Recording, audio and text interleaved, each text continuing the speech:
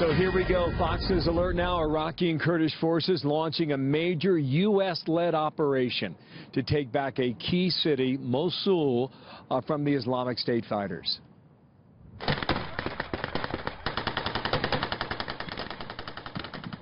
ISIS occupying that city for more than 2 years. They are dug in. Lieutenant Colonel Ralph Peters, Fox News strategic analyst, with me now. And, sir, good morning to you back there in Washington. Morning, some estimates say 4,000 ISIS fighters are there. They've been there for a couple of years. They are ready and willing to take on this fight, and they are ready to die. How big is the challenge, sir?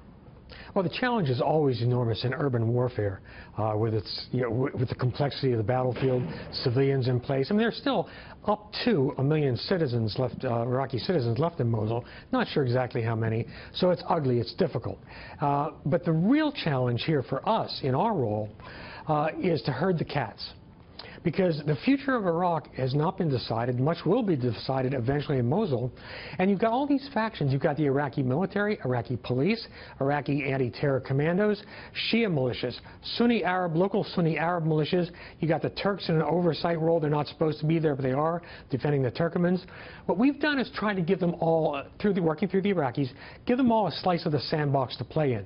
The danger, apart from the hard, brutal street fight against ISIS, is that the Iraqi military could falter, the Kurds are doing well, they move faster, and this fragile agreement among the allies breaks down. So this is very complex, it's very deadly, and we don't know how long it's going to take. We have more than 5,000 U.S. military members in Iraq today. How deeply are we involved in this operation? And certainly there's a risk of casualties here as well. Well, there's always a risk of casualties. There's no question about that. One would hope they're minimal. But we are playing multiple roles.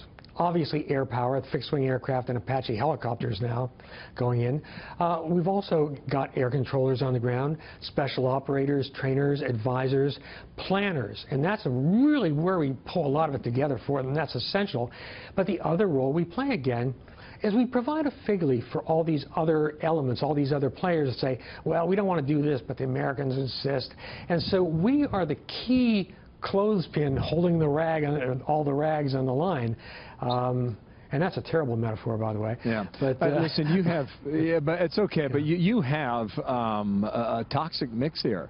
You have Kurds on one side, the U.S. military, the Iraqi army, Shia militia, Sunni militia.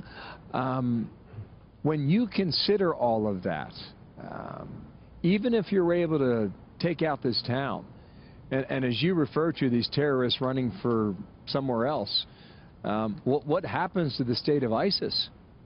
Even if you're successful, and if you consider whether or not the Iraqi military, are they better today than they were 5 years ago or 10 years ago? Well, they're certainly better than they were 2.5 years ago, because the previous prime minister had basically stripped out all the professional officers and put his cronies in, which is a key part of why they fell apart. So they're better than they were. We still don't know how well the rank and file of the army will perform in the street fighting. The anti-terrorist guys are pretty good. The Kurds are, of course, really tough. But, Bill, you raised a crucial issue. Even after the street fighting's done, after the last booby trap has been disarmed, however long that may take, then you get the big strategic question of what becomes of Mosul. You've got all these people, you have their chits on the table, and the Kurds don't agree with the central government. The central government doesn't agree with all the Iraqi militias, who certainly don't agree with the Turks, the Turkmens. And so after the shooting's done, the arguing is going to start. And I expect at least one more civil war in Iraq in the coming years. Iraq doesn't work. It's going to be, this one is going to be bloody. Colonel, thank you. Ralph Peters watching it for us. Thank you, sir. Good to get your analysis today. Thanks, Martha.